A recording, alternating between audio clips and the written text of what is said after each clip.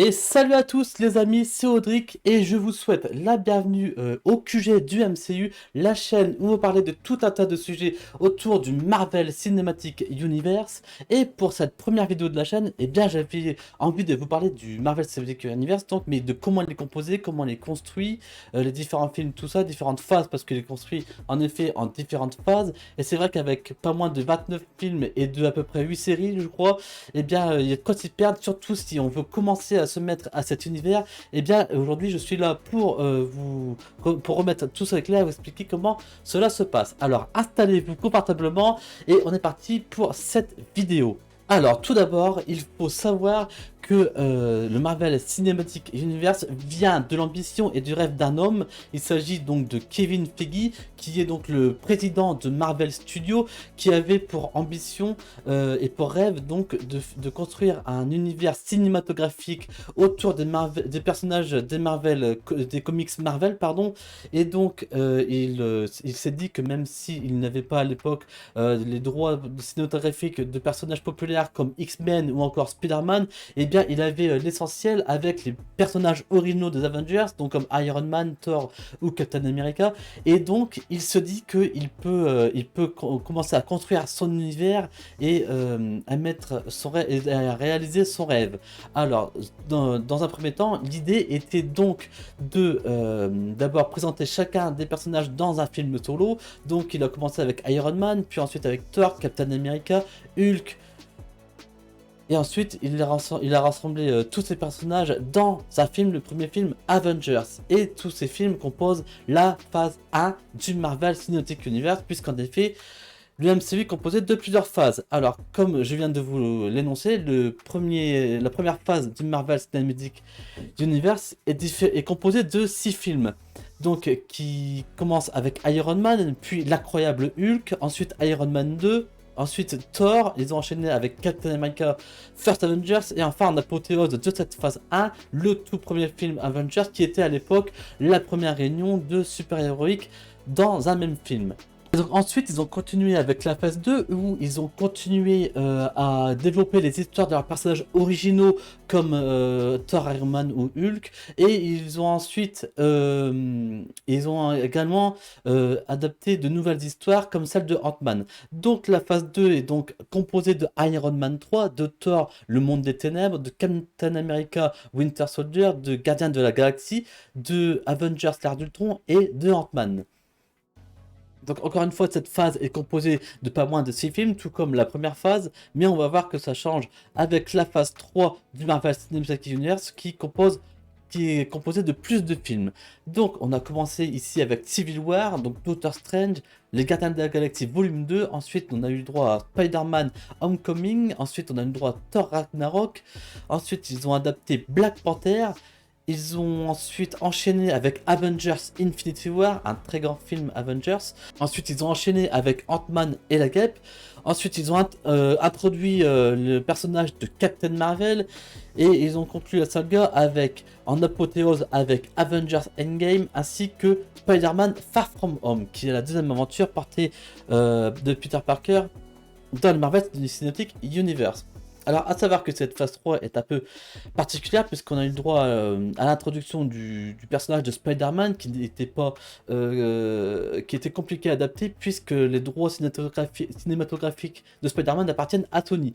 Mais ils ont pu trouver un accord pour adapter Spider-Man dans le MCU. Alors, à savoir que ces trois phases, pardon, du Cinematic Universe est donc appelée la saga de l'infini, ou The Infinity Saga en anglais, car ça fait référence donc au Pierre de l'infini, qui est un peu le fil rouge de toute cette première saga du MCU sur grand écran.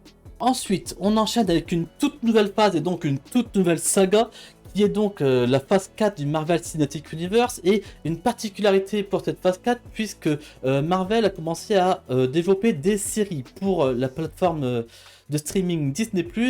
Donc ces séries servent donc soit pour donner une trame narrative plus importante pour des personnages un peu plus secondaires comme Soldat et le soldat de l'hiver et le Faucon, ou encore WandaVision et bien d'autres. Ou ça permet également d'introduire de nouveaux super-héros comme Moon Knight ou encore Miss Marvel. Alors, on va voir de quoi est composée cette phase 4.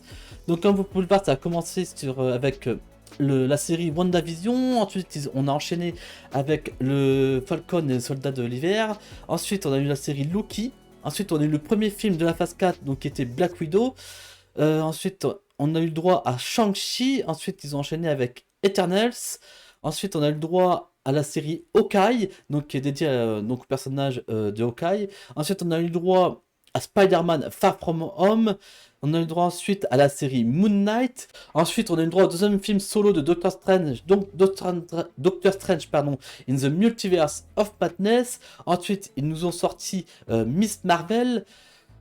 Et ensuite, on a eu le droit au quatrième film Thor Love and Thunder, qui est le seul personnage à ce jour du MCU à avoir le droit à 4 films. Ensuite, on a eu le droit à la série She-Hulk, donc qui est encore en cours de diffusion au moment où j'enregistre cette vidéo.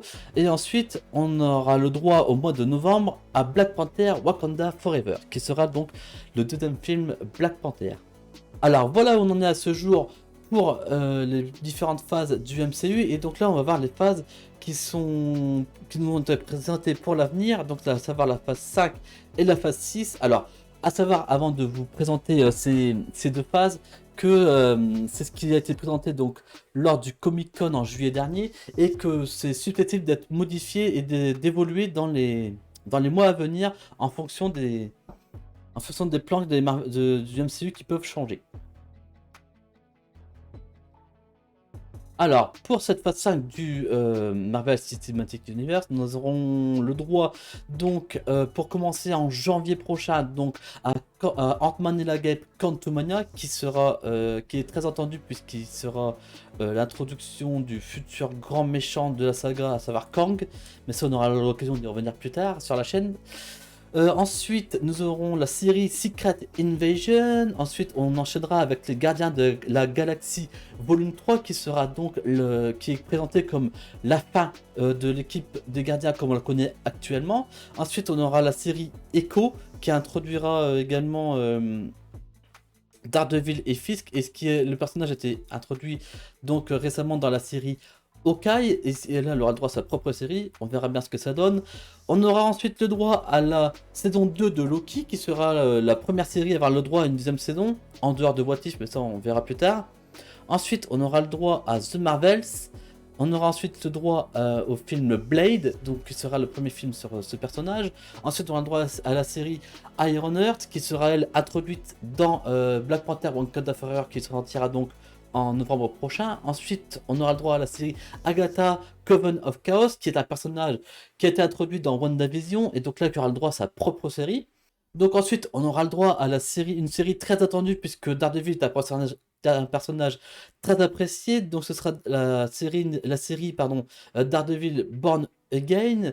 Ensuite, on aura le quatrième film sur Captain America, mais qui ne sera pas le même Captain America, donc Captain America New World Order, et ensuite le film qui conclura la phase 5 du MCU, donc c'est comme ça que c'est présenté pour l'instant, ce sera le film Thunderbolts. À savoir qu'il y a des choses qui peuvent changer, je pense qu'il y a encore des programmes qui peuvent s'introduire entre deux, à voir ce que ça donne, à voir les annonces qui vont être faites par Marvel Studios à l'avenir. Et ensuite, pour terminer, on aura la phase 6 du Marvel Cinematic Universe, avec pour l'instant 3 programmes qui nous ont été présentés. Donc on aura le film, et encore une fois très attendu, les 4 Fantastiques. On aura le droit également en 2025 à pas moins de 2 films Avengers, donc Avengers Gang Dynasty, et la phase 6 et cette nouvelle saga, donc qui est appelée la saga du multivers, se conclura avec Avengers Secret Wars en novembre 2025. Alors voilà pour ces différentes phases du Marvel Cinematic Universe qui nous sont présentées pour l'instant. À savoir qu'il y a encore, comme vous pouvez le voir sur l'image, un bon nombre de programmes qui sont encore à annoncer pour pour la phase 6 du Marvel Cinematic Universe, qui seront pour la plupart, je pense, annoncés à la D23 qui aura lieu bientôt là en septembre 2022. Et donc cette saga des phases 4, 5 et 6 est appelée la saga du multivers, puisque le thème principal de cette saga, comme vous l'aurez compris, c'est le multivers.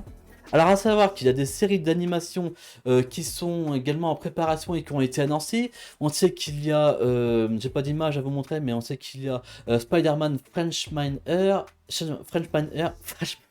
on sait qu'il y a Spider-Man Freshman Year, il y aura une saison 2 et une saison 3 à la série What If. Il y aura également une série sur Marvel Zombie et on aura une saison 2 au court-métrage de Groot. Donc on sait que c'est en développement, mais pour l'instant on n'a pas de date précise de sortie. Ce sera annoncé dans les semaines et les mois à venir.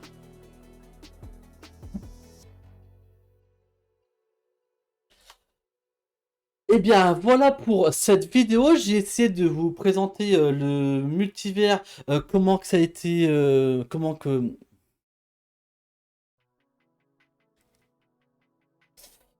Et donc voilà, à savoir également que même si les films bien sûr se basent sur les différents comics Marvel dont ils sont tirés, il y a quelques similitudes avec ces personnages des comics, mais ce n'est pas exactement les mêmes histoires, puisque Marvel Studios se permet de réadapter les histoires, de se les approprier, afin que ça colle mieux à leur univers cinématographique Marvel. Et une chose que j'ai oublié de préciser par rapport au MCU, c'est que tous les films, tous les personnages qui sont présentés, tous existent dans le même univers. C'est-à-dire que les événements qui arrivent dans un film peuvent avoir des répercussions sur les prochains films des autres super-héros du Marvel Cinematic Universe. C'est-à-dire que par exemple, un événement qui arrive, je sais pas, dans Captain America peut avoir un incidence par exemple dans un film Avengers, et ça peut être comme ça, tous les univers comme ça s'entrecroisent, toutes les histoires s'entrecroisent, et c'est ce qui fait un peu le sel du Marvel Cinematic Universe, et c'est ce qui en fait un univers vraiment fascinant. Alors à savoir que également que les films donc sortent dans un certain ordre, mais ce n'est pas forcément dans cet ordre-là que les histoires se passent chronologiquement parlant. Donc c'est pour ça que je vous ai trouvé la timeline officielle, donc communiquée par Disney. Donc moi je suis un gars à poche, je vous ai trouvé la timeline officielle, donc la voici sous vos yeux. Donc ça commence par le premier film chronologiquement parlant, c'est donc Captain America, qui n'est pas le premier film sorti par le MCU, et le dernier programme c'est Miss Marvel. À savoir que cette timeline vous pouvez la trouver sur internet, je vous la partagerai également sur mon Twitter. Et donc voilà, moi je vous conseille, si vous voulez vous mettre au MCU, ou si vous venez de vous y mettre, c'est de soit commencer par le premier Iron Man, qui est le premier film MCU à être sorti, ou alors vous commencez par Captain America First Avengers, puisque c'est le premier dans la chronologie de l'histoire de Marvel. Et voilà pour cette vidéo concernant comment le MCU est construit. J'espère que j'étais clair dans mes propos. J'espère que cette vidéo vous aura plu. Si c'est le cas, eh bien, je vous demanderai d'être sympa avec moi et de mettre un petit pouce en l'air, ça ne mange pas de pain. De mettre également un commentaire, ça peut être sympa, je viendrai vous y répondre avec plaisir. Et également, si vous le voulez également, vous pouvez la partager sur vos réseaux sociaux. Je vous remercie de m'avoir suivi pour cette première vidéo. Vous pouvez également vous abonner à la chaîne, parce qu'il y aura d'autres contenus évidemment à venir sur le Marvel Cinematic Universe. Donc si vous êtes fan comme moi de cet univers, eh bien abonnez-vous, on va en parler avec passion sur la chaîne. Je vous dis à très bientôt pour de nouvelles vidéos autour de ce fantastique univers.